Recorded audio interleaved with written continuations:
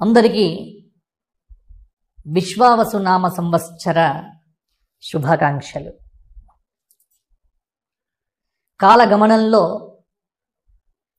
క్రోధినామ సంవత్సరం గడిచిపోయి విశ్వావసు అనే పేరుతో ప్రభవాది 60 సంవత్సరములలో 39వ సంవత్సరం విశ్వావసు.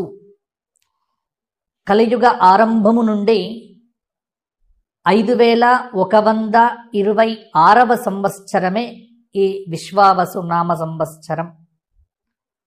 విశ్వం సమస్తం ప్రకాశయతి కిరణైః ఇది విశ్వావసు.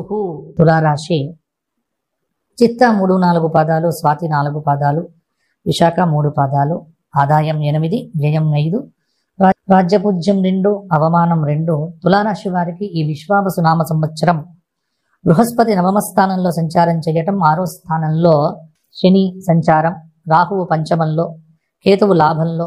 కొంత తులారాశి వారికి ఈ సంవత్సరం బాగుంది.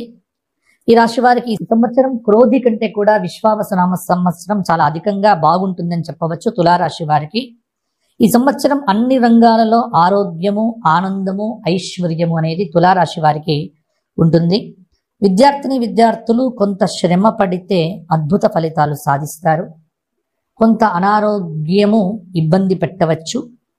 తులారాశి వారు వ్యాపారం ఎవరైతే ఉన్నారో చేసేవారు వారు కొంత అద్భుతమైన ఫలితాలు సాధించగలుగుతారు. రియల్ ఎస్టేట్ వ్యాపారంలో కూడా బాగుంటుంది. Hotel business, furniture, food business మొదలైనవి బాగుంటాయి. భాగస్వామ్య వ్యాపారాలు చేసేవారికి బాగుంటాయి. కళా సాంస్కృతిక రంగాల్లో ఉన్నటువంటి వారికి ఆరోగ్యకరమైన పోటీ ఉంటుంది. సినీ రంగం, నాటక రంగంలో ఉన్నటువంటి వారికి అద్భుతమైన అవకాశాలు, అద్భుతమైనటువంటి విజయాలు కలుగుతాయి. సానుకూల దృక్పథం అలవర్చుకోవడం ద్వారా కొంత మంచి ఫలితాలు మరిన్ని సాధించవచ్చు. రైతాంగము ప్రకృతిని అనుసరించి పంటలు వేస్తే మంచి ఫలితాలు కూడా వస్తాయి.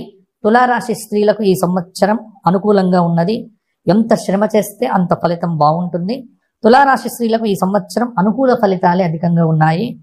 వివాదాస్పద అంశాల మీదకి వెళ్లకుండా అనుకూల అంశాలను ఆత్మవిశ్వాసంతో ఉండటం వల్ల చాలా పనులు నెరవేరుతాయి. గర్భధారణ జరిగే అవకాశం కూడా ఉంది. తులారాశి స్త్రీలు మాతృత్వాన్ని పొందుతారు. సంతానానికి విదేశీ అవకాశాలు కూడా కలిసి వస్తాయి. సమయానికి ఆహారము, విహారము, నిద్ర మొదలైనవి ఉంటే తులారాశి వారికి ఈ సంవత్సరం అంతా కూడా విజయమే ఉంటుంది. రాజకీయ నాయకులకు బ్రహ్మాండమైన ఫలితాలు. తులారాశి వారు దత్తాత్రేయ సహస్రనామ పారాయణము, శివ సహస్రనామ స్తోత్ర పారాయణము, కాలభైరవ అష్టకము, అరుణాచల క్షేత్ర దర్శనము చేస్తే సరిపోతుంది.